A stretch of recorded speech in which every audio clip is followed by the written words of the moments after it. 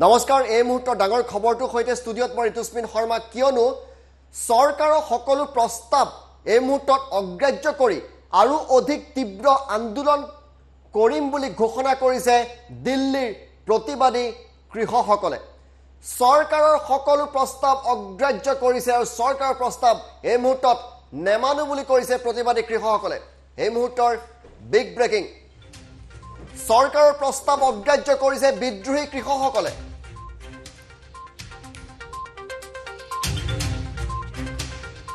আৰু তেওঁলোকে কৈছে আমাক সংশোধনী নালাগে কৃষি বিলৰ প্ৰত্যাহাৰ লাগিব যেতিয়ালৈকে প্ৰত্যাহাৰ নহব আন্দোলন চলি থাকিব আমি কোনো পৰ্যায়ে চৰকাৰৰ প্ৰস্তাৱ নেমানো চৰকাৰে কি প্ৰস্তাৱ দিছিল সেয়া আমি কম কৃষকৰ আন্দোলন অব্যাহত থাকিব বৰঞ্চ ইয়াতকৈ অধিক জংগী হ'ব অহা 14 তাৰিখে জিলাই প্ৰতিবাদ কৰাৰ সিদ্ধান্ত লৈছে কৃষকসকলে 5 বাৰ আলোচনাৰ পিছতো কোনো ধৰণৰ সমাধান সূত্ৰ নোলালে অমিত শাহৰ প্ৰস্তাৱো অগ্ৰাহ্য কৰিছে কৃষকসকলে আমি আৰু কোনো ধৰণৰ আলোচনা নকৰো বুলি কৈছে আলোচনা নকৰে নতুন প্ৰস্তাৱ আহিলে বিবেচনা কৰিব এমএসপিৰ ক্ষেত্ৰত লিখিত প্ৰতিশ্ৰুতি নহয় গ্যাৰান্টিৰ আইন লাগে আমাক চৰকাৰী প্ৰস্তাৱত আমি সন্তুষ্ট নহয়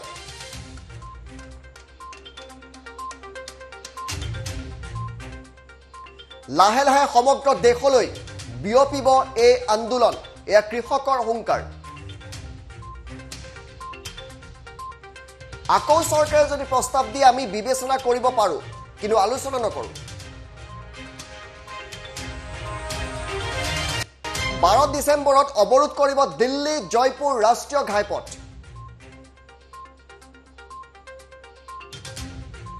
এটাকৈ দিল্লীৰ সকলো পথ বন্ধ কৰি দিয়াৰ ভাবুকি আছে ভাবুকি দিয়া হৈছে আমি কৃষকসকলৰ সংবাদমেল সম্বোধন কৰা সেই দৃশ্যত দেখুৱাম কিছু সময় পিছতে তেওঁলোকে কি ক'লে শুনাম তাৰ আগতে সংযোগ স্থাপন কৰিছে মুখ্য সম্পাদক পৰাগমণি আদিত্যৰ সৈতে পৰাগমণি আদিত্য চৰকাৰৰ প্ৰস্তাৱ অমিত শাহৰ প্ৰস্তাৱ তেওঁলোকে অগ্ৰাহ্য কৰিছে এটা গুৰুত্বপূৰ্ণ কথা হল যে চৰকাৰে ভাবিছিল যে কৃষকসকলৰ লগত বাৰ্গেনিং অৰ্থাৎ দাম দৰ কৰিব পৰা যাব কিন্তু আজি কৃষকসকলে এই কথাটো এতিয়া হাৰিয়ানাৰ যি সীমান্ত আছে দিল্লী হাৰিয়ানা সীমান্ত সিংহুত বৈঠক পাতি খন্তেক সময়ৰ আগতে এই কথা স্পষ্ট কৰি দিলে যে কৃষকসকলে চৰকাৰৰ লগত দাম দৰ কৰা নাই তেওঁলোকৰ দাবী স্পষ্ট দাবী তিনিখন আইন যি আইন নতুনকৈ সংশোধনী আইন তেওঁলোকে প্ৰণয়ন কৰিছিল কেন্দ্ৰীয় চৰকাৰে এই আইন বাতিল কৰিব লাগিব প্ৰথম কথা দ্বিতীয় কথা এখন নতুন আইন আনি এমএসপি মিনিমাম সাপোৰ্ট প্ৰাইস ন্যূনতম সমৰ্থিত মূল্য এই ন্যূনতম সমৰ্থিত মূল্য প্ৰদান কৰিব লাগিব এই কথা স্পষ্টভাৱে কৈছে আৰু এটো কথা কৈছে যে বাৰে বাৰে তেওঁলোকে চৰকাৰৰ ওচৰলৈ যাব 6 ঘণ্টা 8 ঘণ্টা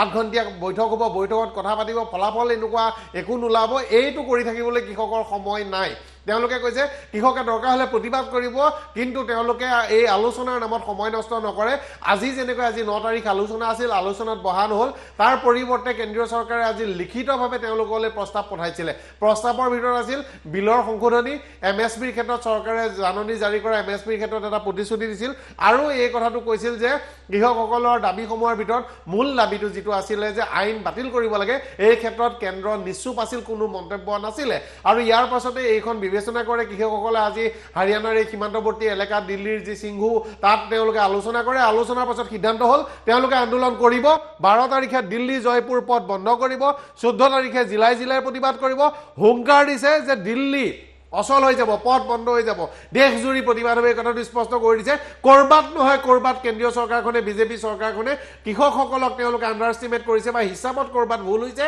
যাৰ ফলত এটা ডাঙৰ আন্দোলনৰ ফললৈ গৈ আছে কৃষকসকলে বিচাৰিছে আইন প্ৰত্যাহাৰ তেওঁলোক আকুৰ গোচ হৈ আছে ঋতুস্মিন হয় এই মুহূৰ্তত আমি কৃষকে এই প্ৰত্যাহাৰ কৰিবলৈ লওঁতে যি সংবাদমেল দিছিল সংবাদমেলক কৃষকসকলে কি কৈছিল আমি শুনাইছো देखिए और डेट के साथ सर प्लीज बंधुओं को नमस्कार आवाज ठीक से आ रही हाँ जी कल जो अमित शाह जी के साथ 2 घंटे बैठकर मंथन हुआ था उस मंथन में सबसे पहले तोमर जी ने जो हमारी 5 बैठकें हुई थी उन 5 बैठकों का प्रस्तुतिकरण किया कि हमने 5 बैठकों में क्या क्या किया है।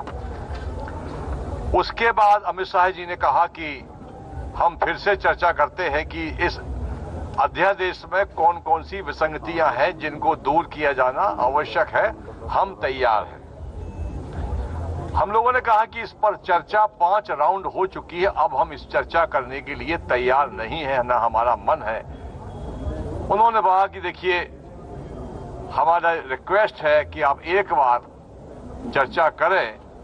तो हम लोगों ने कहा कि अध्यादेश जारी होने के पहले अगर आप लोगों ने चर्चा की होती तो ये स्थिति निर्मित नहीं होती। तो उन्होंने कहा कि देखिए, गलती हुई है और गलती हुई है तो हम मिल बांट के आपस में इसका सुधार कर सकते हैं। हम लोगों ने फिर भी मना किया और साफ कह दिया कि हमारी डेडलाइन है एकदम 3 अध्यादेश पूरी तरह निरस्त हो और एमएसपी पर क्रय करने की गारंटी का कानून बनाया जाए। ये 2 बातें उनको साफ कह दी। फिर भी उन्होंने कहा कि हमारी रिक्वेस्ट है कि आपको हम प्रपोजल भेजेंगे इन्हीं आवश्यक सुधारों को लेकर। प्रपोजल हम भेजेंगे, आप उस पर कम से कम विचार करें या गौर करें। प्रपोजल जो आया वो गोल मोल जिस प्रकार का 3 अध्यादेश के बारे में सरकार जारी होने के बाद से लगातार कह रही है, उसी के आसपास है कि इससे बहुत फायदा होगा, ये किया जाएगा, वो किया जाएगा, सौदरीकरण किया जाएगा, किसान की आय दूनी की जाएगी, ये सब किया जाएगा, पर कैसे किया जाएगा इसका कोई स्पष्ट उल्लेख नहीं है। चूंकि हम लोग कह चुके हैं कि हमको ये अध्यादेश निरस्त कराना है और एमएसपी पर गारंटी का कानून, इसके हमारी ये डेडलाइन है। बाकी जो हमारी आगामी कार्य योजना है, हमारे आदरणीय आज के अध्यक्ष जी हैं, उन्होंने बता दिया है कि हमारी आगामी कार्य योजनाएं ये रहेंगी। आंदोलन और तेज किया जाएगा और एक के बाद एक हम दिल्ली की सड़कों को जाम करते जाएंगे और पूरे देश में आंदोलन किस प्रकार से गतिमान हो उसके लिए सारे प्रयास किए जाएंगे। मगर जब तक 3 अध्यादेश निरस्त नहीं होंगे हमारी जंग जारी रहेगी। যেতিয়ালৈকে 3খন বিল প্ৰত্যাহাৰ কৰা নহয় তেতিয়ালৈকে আন্দোলন অব্যাহত থাকিব। পৰাগমণি আদিত্য, এটা ডাঙৰ নিউজ এই মুহূৰ্তত। চৰকাৰ আসলে এই বিষয়টোত আসলে চৰকাৰে ক'ৰবাত পৰিচালনা কৰাত ভুল কৰিছে। এটা কথা ঠিক যে কৃষকসকলক উচতাই থাকি লাভ নাই আৰু কৃষকসকলক ক্ষোভিত কৰি থাকি লাভ নাই। এই বিষয়টো মীমাংসা কৰিব লাগিছিল। আজি কৃষকসকলে এটা কথা কৈছে যে কৃষকসকলে প্ৰতিবাদ কেতিয়া কৰিছিল? বিধেয়ক উপস্থাপন হোৱাৰ আগতে, বিধেয়ক আনিব বুলি যেতিয়া খবৰ পালে তেতিয়া প্ৰতিবাদ কৰিছিল। চৰকাৰে গুৰুত্ব নিদিলে। বিধেয়ক অনাৰ দিনা কি হ'ল, তেতিয়া তাত দেখিবলৈ পালোঁ যে পঞ্জাৱৰ অকালি দলৰ তেওঁলোকৰ প্ৰতিনিধি মন্ত্ৰীসভাৰ সদস্যসকলে পদত্যাগ কৰিলে। চৰকাৰে গুৰুত্ব নিদিলে।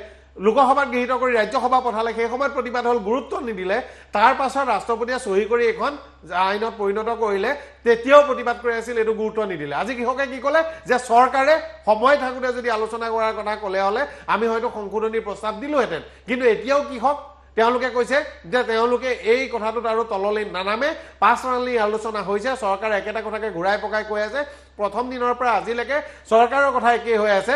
গতিকে কৃষকসকলে এই কথাটো স্পষ্ট কৈছে। কাৰণ কণ্ট্ৰেক্ট ফাৰ্মিং, কৃষকসকলে কণ্ট্ৰেক্ট ফাৰ্মিং কৰিব বিচৰা নাই বিচৰা। কৃষকসকলৰ মাটি, কৃষকসকলৰ হাল, কৃষকসকলৰ নাঙল, কৃষকসকলে খেতি কৰে। তাত চৰকাৰ কোন ক'বলৈ যে কৃষকে কণ্ট্ৰেক্ট ফাৰ্মিং কৰিব নে নকৰে? চৰকাৰ কোন ব্যক্তিগত খণ্ডক আনিবলৈ? অত বছৰে যুগ যুগৰ পৰা ভাৰতক ব্যক্তিগত খণ্ডৰ কোম্পানী আদানী আম্বানীয়ে খুৱাই আছিল নেকি? ভাৰতবৰ্ষৰ মানুহক খেতিয়কে হাল মাৰি খুৱাই আছিল। গতিকে এই কথাটোত খেতিয়ক এতিয়া এটা ক'বলৈ গ'লে স্পষ্ট কথা। আৰু এইটোত যদি চৰকাৰে আৰু অলপো ভুল কৰে, যদি চৰকাৰে আৰু অলপো ভুল কৰে, তেনেহ'লে কিন্তু ভাৰতত এইটো এটা ডাঙৰ গণবিদ্ৰোহ হ'বলৈ গৈ আছে। প্ৰথমতে এই কথাটো কোৱা হৈছিল, কৃষকৰ শক্তি হয়তো তেওঁলোকে চিনি পোৱা নাই। কাৰণ ইয়াৰ আগতে আপুনি ভাৰত বন্ধ দিওঁতে চাইছিল চৰকাৰে কি কৰিছে।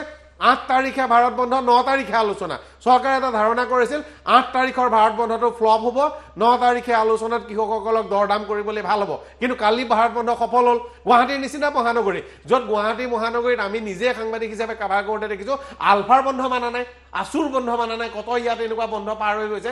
সেই গুৱাহাটীত কালি এই কৃষকৰ বন্ধ কালি কেনেকৈ সফল হৈছে? দোকান খোলা নাই, বাছ চলা নাই, প্ৰাইভেট গাড়ী কেইখনমান চলিছে। গতিকে চৰকাৰে ক'ৰবাত নহয় ক'ৰবাত কৃষকসকলৰ সৈতে দৰদাম কৰিবলৈ গৈ কৃষকসকলক অধিক ক্ষুব্ধ কৰি তুলিছে। ইয়াৰ ফলাফল কিন্তু ভাল নহ'বও পাৰে। হয়, আৰু কৃষকৰ এই আন্দোলনৰ ফলত চৰকাৰ নৰম হৈছে। সাধাৰণতে এইখন চৰকাৰে আন্দোলনক কেৰেপ নকৰে, কিন্তু এই কৃষক বিদ্ৰোহৰ পিছত চৰকাৰ নৰম হৈ কি সংশোধনী প্ৰস্তাৱ দিছিলে চৰকাৰে কি কৃষকসকলক প্ৰস্তাৱ দিছিলে এবাৰ আমি হেয়া দেখুৱাইছো আপোনালোকক চৰকাৰে কি প্ৰস্তাৱ দিছিলে প্ৰথম কথা এমএছপি অব্যাহত থাকিব বুলি কৈছিল আৰু এই ক্ষেত্ৰত লিখিত গ্যাৰান্টি দিবলৈ প্ৰস্তুত আছে চৰকাৰ কিন্তু কৃষকক লিখিত গ্যাৰান্টি নহয় গ্যাৰান্টিৰ আইন লাগে নতুন আইনত এপিএমসি অব্যাহত থাকিব বুলি কোৱা হৈছে সংশোধনী কৰি লগতে মান্ডি আগতকৈ অধিক শক্তিশালী হ'ব যতে দাম বেছি পাব ততে নিজৰ খেতি বিক্ৰী কৰিব পাৰিব বুলি কৈছে এতিয়া এমএছপিৰ ক্ষেত্ৰত লিখিত গ্যাৰান্টি দিবলৈ প্ৰস্তুত আছে চৰকাৰ কিন্তু তেওঁলোকক গ্যাৰান্টিৰ আইন লাগে মান্ডিক আৰু শক্তিশালী কৰিব বুলি চৰকাৰে প্ৰতিশ্ৰুতি দিছে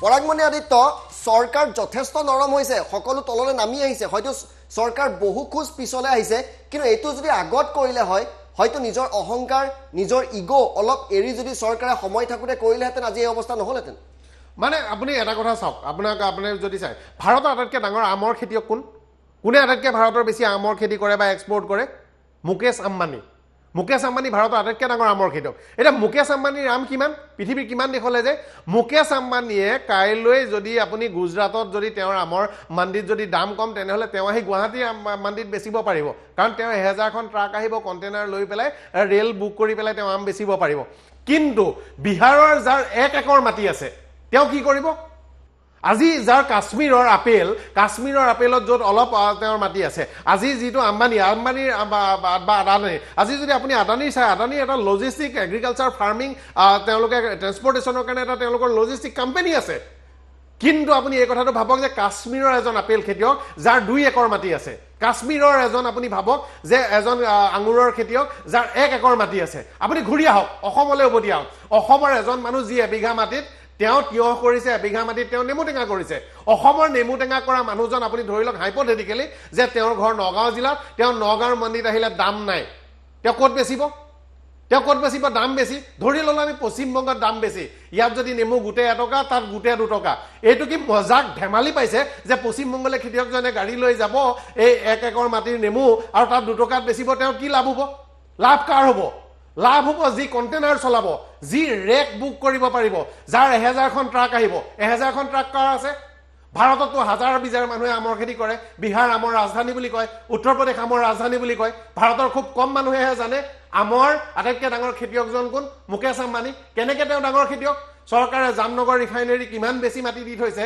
তাৰ পৰিত্যক্ত মাটিবোৰত মুকেশ আম্বানীয়ে আম লগাইছে আৰু বিশ্বৰ প্ৰান্তে প্ৰান্তে আম বেচে ভাৰততো বেচে এতিয়া কথাটো হ'ল সেইজন খেতিয়কৰ লাভ হ'ব আজি আদানীৰ লাভ হ'ব আদানীয়ে নিজে এটা ফাৰ্মিং প্ৰডিউচ ফিউচাৰিষ্টিক এটা ফাৰ্মিং প্ৰডিউচ কোম্পানী কৰিছে তেওঁ যিবোৰ তেওঁ বিক্ৰী কৰিব তেওঁলোকৰ লাভ হ'ব কিন্তু এই আইনখনত আমাক লাগিব আজি কৃষকসকলে কি বিচাৰিছে পঞ্জাবৰ এজন সৰু খেতিয়কে তাতে পাঞ্জাবত কি খেতি কৰে কলা মাহৰ খেতি কৰে কলা মাহ লাগে পাঞ্জাবত ৰুটি তৰকা বৰ পপুলাৰ জনপ্ৰিয় তেওঁলোকক তৰকা লাগে পাঞ্জাবত এতিয়া আজি অলপ দিনৰ পৰা কলা মাহ কম কলা মাহ ক'ৰ পৰা নিয়ে জানেনে পাঞ্জাবলৈ নগাঁও জিলাৰ ঢিঙৰ পৰা নিয়ে নগাঁও জিলাৰ ঢিঙত এজন মানুহে 10 বিঘা মাটিতকৈ বেছি মানুহ আছে নেকি কলা মাহ কৰিব পৰা তেওঁ কেনেকৈ ইখন মাণ্ডিৰ পৰা সিখন মাণ্ডিলৈ বেচিব আজি বহুতে নাজানে আজি পাকিস্তানত তিয়হ খাই আমাৰ বৰপেটা ৰোডৰ পৰা যায় বৰপেটা ৰোড বজাৰৰ পৰা আজাদপুৰ মন্দিৰ যায় আজাদপুৰ মন্দিৰ পৰা পাকিস্তানলৈ তিয়হ যায় অসমৰ পৰা তিয়হ যায় পাকিস্তানলৈ বহুত মানুহে নাজানে এতিয়া কথাটো কি হ'ল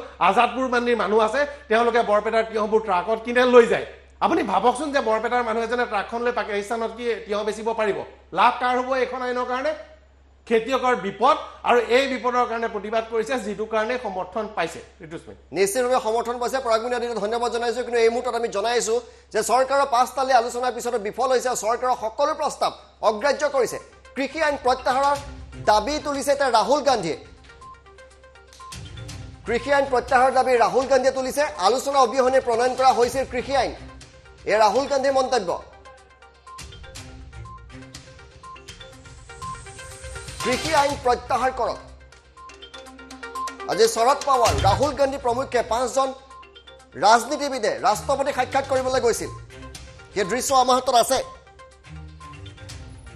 আৰু কৃষি আইন 3খন কৃষি আইন বাতিল কৰিবলৈ দাবী জনাইছে তেওঁলোকৰ ফালৰ পৰা এই আমি দৃশ্য দেখুৱাইছো পাঁচজনকৈ ৰাজনীতিবিদ, বিৰোধীৰ পাঁচজনকৈ ৰাজনীতিবিদ, ৰাহুল গান্ধী, শৰদ পাৱাৰ প্ৰমুখ্যে বিৰোধীৰ পাঁচজনকৈ প্ৰধান ৰাজনীতিবিদে ৰাষ্ট্ৰপতিক সাক্ষাৎ কৰিবলৈ গৈছে এই বিষয়টোক লৈ। কিন্তু এই মুহূৰ্তত আমি ডাঙৰ খবৰটো জনাই আছোঁ আপোনালোকক যে চৰকাৰৰ সকলো প্ৰস্তাৱ নেমানো বুলি পোনচাতে কৈ দিছে বিদ্ৰোহী কৃষকসকলে। চৰকাৰৰ প্ৰস্তাৱ অগ্ৰাহ্য কৰিছে বিদ্ৰোহী কৃষকে। আমাক সংশোধনী নালাগে, কৃষি বিলৰ প্ৰত্যাহাৰ লাগে।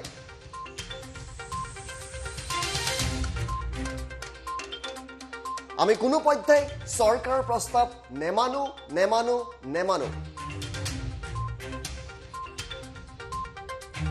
কৃষক আন্দোলন অব্যাহত থাকিব, বৰঞ্চ আৰু অধিক তীব্ৰতৰ হ'ব। 14 তাৰিখে আনকি জিলাই জিলাই প্ৰতিবাদ আৰম্ভ হ'ব।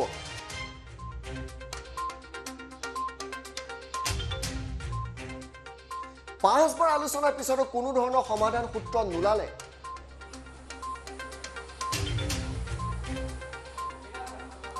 আমি আৰু কোনো ধৰণৰ আলোচনা নকৰোঁ বুলি স্পষ্ট কৰি দিছে বিদ্ৰোহী কৃষকসকলে। আৰু চৰকাৰৰ এয়া বিফলতাৰ চিন। MSPৰ ক্ষেত্ৰত লিখিত প্ৰতিশ্ৰুতি নহয়, আমাক গেৰাণ্টিৰ আইন লাগে। এয়া কৃষকৰ যুক্তি। চৰকাৰী প্ৰস্তাৱত আমি মুঠেই সন্তুষ্ট নহয়।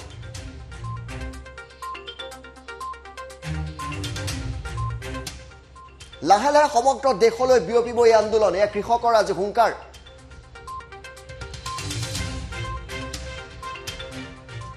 আকৌ চৰকাৰে প্ৰস্তাৱ দিলে আমি বিবেচনা কৰিম, কিন্তু আলোচনা নকৰোঁ।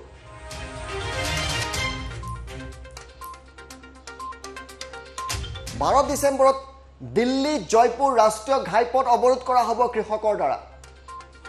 এই প্ৰতিবাদ আৰু তীব্ৰতৰ হোৱাৰ সম্ভাৱনা আছে। আনকি এটা এটাকৈ দিল্লীৰ সকলো পথ বন্ধ কৰি দিয়াৰো হুংকাৰ দিছে এইসকল কৃষকে।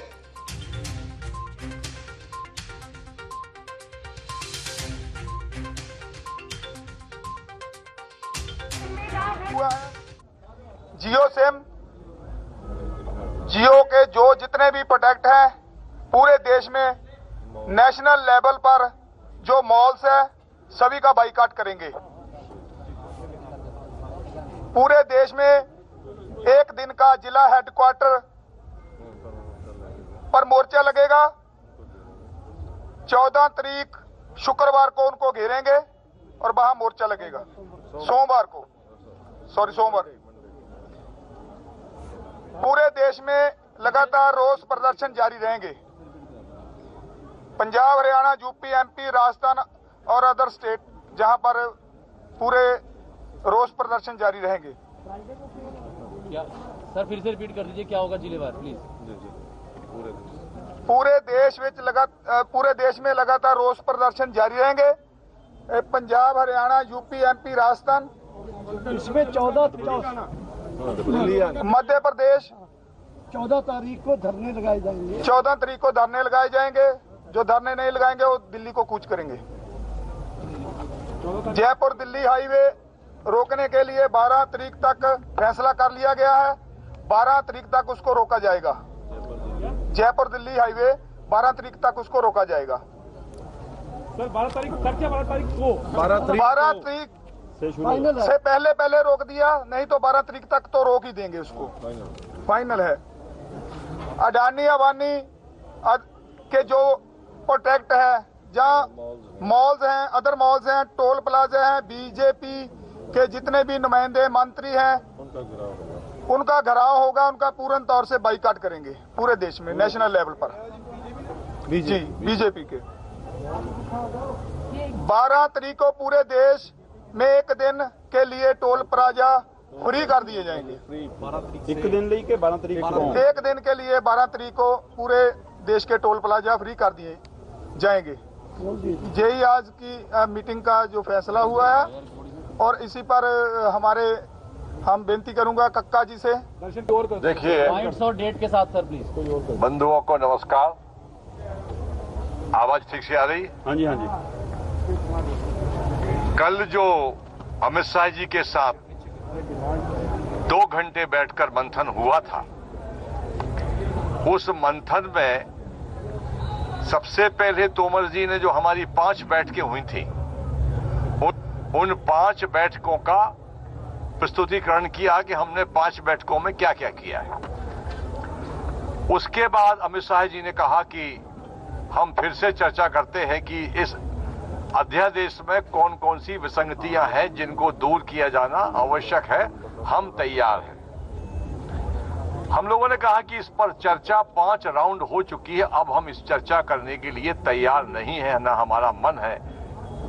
उन्होंने कहा कि देखिए हमारा रिक्वेस्ट है कि आप एक बार चर्चा करें। तो हम लोगों ने कहा कि अध्यादेश जारी होने के पहले अगर आप लोगों ने चर्चा की होती तो ये स्थिति निर्मित नहीं होती। तो उन्होंने कहा कि देखिए गलती हुई है और गलती हुई है तो हम मिल बांट के आपस में इसका सुधार कर सकते हैं। हम लोगों ने फिर भी मना किया और साफ कह दिया कि हमारी डेडलाइन है एकदम 3 अध्यादेश पूरी तरह निरस्त हो और एमएसपी पर क्रय करने की गारंटी का कानून बनाया जाए। ये 2 बातें उनको साफ कह दी। फिर भी उन्होंने कहा कि हमारी रिक्वेस्ट है कि आपको हम प्रपोजल भेजेंगे इन्हीं आवश्यक सुधारों को लेकर। प्रपोजल हम भेजेंगे, आप उस पर कम से कम विचार करें या गौर करें। प्रपोजल जो आया वो गोल मोल जिस प्रकार का 3 अध्यादेश के बारे में सरकार जारी होने के बाद से लगातार कह रही है उसी के आसपास है कि इससे बहुत फायदा होगा, ये किया जाएगा, वो किया जाएगा, सुदृढ़ीकरण किया जाएगा, किसान की आय दूनी की जाएगी, ये सब किया जाएगा। पर कैसे किया जाएगा इसका कोई स्पष्ट उल्लेख नहीं है। चूंकि हम लोग कह चुके हैं कि हमको ये अध्यादेश निरस्त कराना है और एमएसपी पर गारंटी का कानून। Good evening. We met the President and we informed him of our view regarding these bills. And we said that it is very important that these bills are taken back. A couple of points we mentioned to the President. The first was the manner in which these bills were passed. Without any discussion, without a conversation with the opposition parties, and certainly without a discussion with the Kisans of this country who have built this country. So the way the bills were imposed, we see it as an insult to the Kisans of this country. The Kisan has lost faith in the government. The Kisan does not believe that the government is acting in their interest, and that is why lakhs of them are on the streets. And non-violently, compassionately on the streets. They are struggling in cold weather with complete respect.